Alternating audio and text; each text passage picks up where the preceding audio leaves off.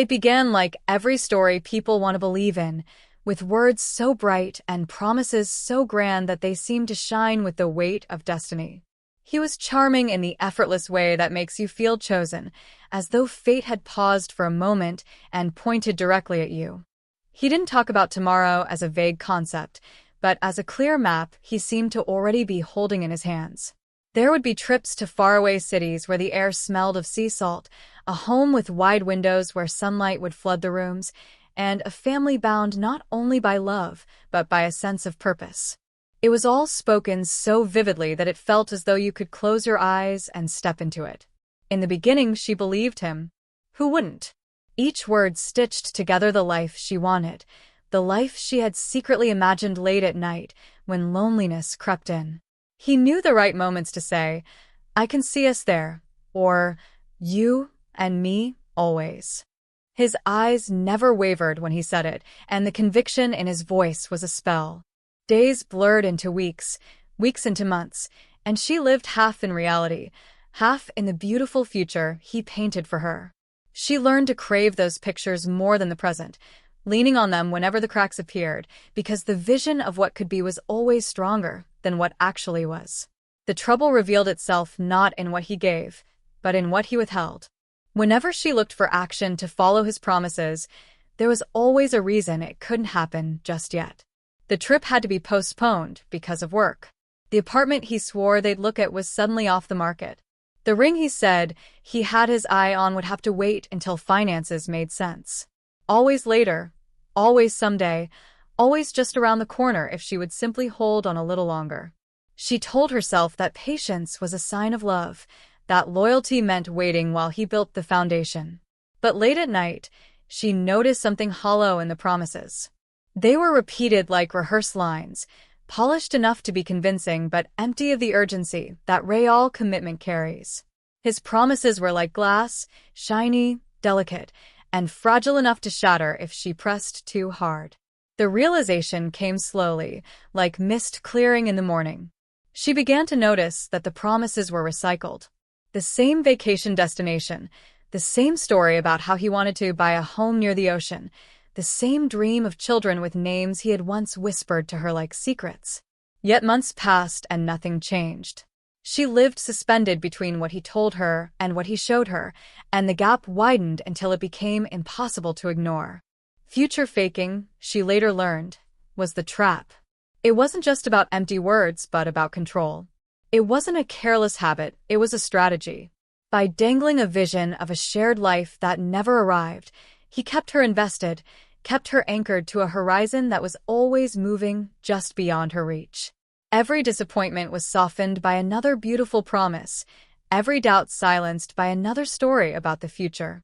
And every time she thought of walking away, he would sketch something even grander, making leaving feel like giving up on a life that seemed too good to abandon. But love isn't made of someday. Love is built in the daily, in the showing up, in the quiet consistencies that require no grand speeches. She realized, with a sinking clarity, that the only thing he ever gave her with certainty was hope, and hope, without action, is the cruelest of deceptions.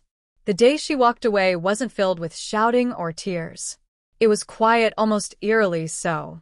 She looked at him as he described another plan for a future that sounded flawless, and instead of clutching it tightly, she let the words drift past her like smoke. She didn't argue, didn't beg for proof, didn't even ask when. She simply understood that the man sitting across from her had no intention of giving her the future he had promised. The hardest part was untangling herself from the dream. It wasn't just losing him, it was grieving the life she thought she had been moving toward. She had to admit to herself that it had never existed, except in the theater of his words. The house by the sea, the family dinners, the vacations, they had been the bait, not the bond. In time, the lesson became clear. The truest test of love is not in how beautifully someone can speak of tomorrow, but in how they act today. The ultimate cheat isn't found in betrayal of the body, but in betrayal of trust, in making someone believe in a future you never planned to give. She carried the scars of that deception, but she also carried a sharper instinct. Now, when she hears promises, she listens not to the sparkle of what's being painted, but to the weight of what's being done. She knows that love isn't about being swept away by grand illusions. It's about being grounded in what's real. And though she left behind the man who trapped her in the cage of someday, she stepped forward into a life built not on promises, but on truths. The strangest thing about future faking was how intoxicating it felt in the beginning. The words worked like a drug, soothing, addictive, disarming. She would leave their conversations buzzing with excitement, her mind replaying his visions over and over until they became her own. He didn't just promise her a future, he made her feel it as though it had already happened. That was the cruelest part. It wasn't simply a lie, it was a lie wrapped in warmth, in hope, in the illusion of certainty. At first, she excused the delays. Everyone has setbacks, she thought. Dreams take time. When he told her they'd spend Christmas abroad but canceled at the last minute, she reassured herself. Next year. When he swore they'd move in together by spring but never brought it up again, she convinced herself he just needed more stability first. She became an expert in making excuses for him, because to stop believing meant admitting that she had been fooled all along. And sometimes, believing a lie feels safer than confronting the truth. There were fleeting moments when doubt clawed its way to the surface. Once, when he painted another elaborate story about their dream house, she asked, gently, when they would start looking. His smile faltered, just for a second, before he smoothed it over with another excuse. Another time, she pressed him about introducing her to his family, since in his future they were always so close. He deflected, saying the timing wasn't right. Each time she questioned him, he offered new promises, brighter and more vivid than before, distracting her from the hollowness behind the words. It was like being in love with a mirage. The closer she tried to get, the further it moved away, shimmering with all the beauty of something real, but vanishing the moment she reached for it. The breaking point didn't come with a dramatic revelation. It came with silence. One evening, sitting across from him, she realized he wasn't talking about their present anymore at all. Every word was about the future, as though he had built a fortress of someday to protect himself from the reality of now. There was nothing solid to stand on, nothing to hold. She was in love with shadows of things that would never come. Walking away meant shattering her own illusions. It meant letting go not only of him but of the family she thought they would have, the vacations she had already pictured, the home she had already decorated in her mind. It was mourning a life that had never been lived. That grief was heavier than losing him. But in that grief was also freedom. The freedom to see things clearly, to understand that love doesn't have to be dressed up in grand speeches to be real. The man who brings flowers unannounced, who holds your hand when you're afraid, who shows up even when it's inconvenient. That's the man building a future, not the one who talks endlessly about castles in the sky. She began to notice, after him, how common the trap was. Friends who waited for partners who always spoke of marriage, but never proposed. Women who clung to men who promised stability, but kept them hidden from family and friends. Men who were fed fantasies of shared dreams, but left waiting in limbo. Future faking wasn't just her story, it was everywhere, a subtle kind of betrayal dressed in poetry. The ultimate love cheat isn't about infidelity of the body, it's about stealing someone's time, their faith, their vision of what could be. It's about holding someone captive with words that will never turn into actions. That's the theft people rarely see coming, because it hides under the mask of romance. In the end, she learned to measure love not by the size of its promises, but by the depth of its presence. Love, she realized, is in the phone call returned, the plans followed through, the actions that match the words. Anything else, no matter how dazzling, is only a trick. She used to replay their conversations like favorite songs, memorizing every detail, every word about the life they were going to build together. He talked about buying land by the lake, a cottage with a porch swing where their children could play. He talked about adopting a dog, about waking up every morning with the sound of birds outside the window.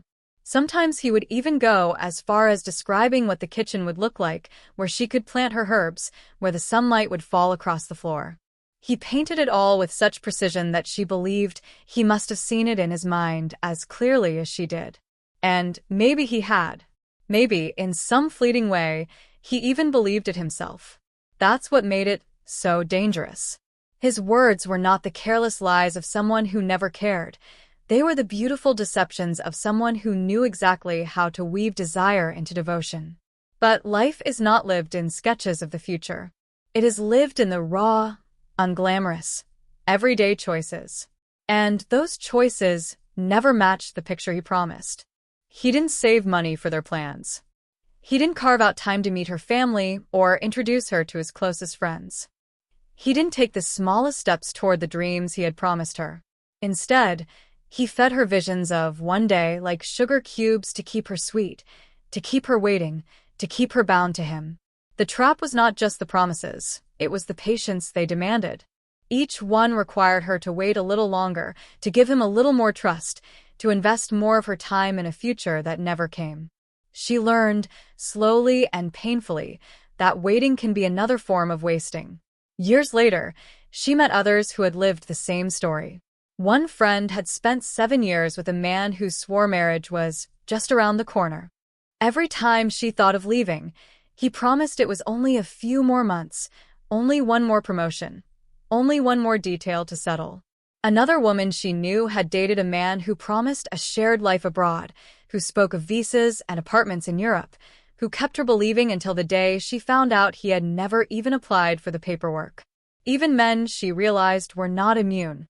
She once listened to a colleague speak bitterly about the woman who had dangled him along for years, always talking about the family they would start, always telling him to just wait until the timing is right. She ended the relationship suddenly, leaving him with nothing but broken promises and a house he had renovated with her in mind. The pattern was everywhere, words that built castles, but no foundation laid beneath them. The lesson cut deep. Future faking isn't simply dishonesty, it's theft. It steals years, energy, and trust.